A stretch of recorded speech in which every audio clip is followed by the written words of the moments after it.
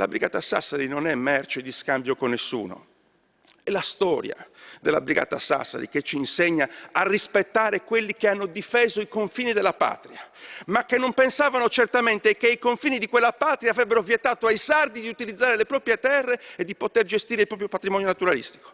Io ieri sono stato nelle dune di Portofino, in quella base, circondato da elicotteri, dei carabinieri, da militari, da forze dell'ordine, perché sono andato a piantare in quella duna la bandiera del mio popolo, la stessa bandiera che hanno portato i cittadini della Sardegna a combattere nel 15-18 i confini della Sardegna e dell'Italia nel nord del paese.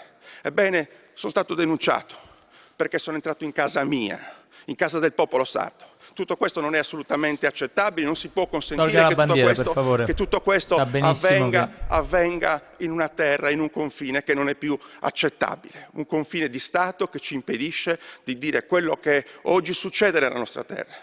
Una violenza quotidiana di bombe, di missili che stanno distruggendo la Sardegna con la complicità anche di questo governo.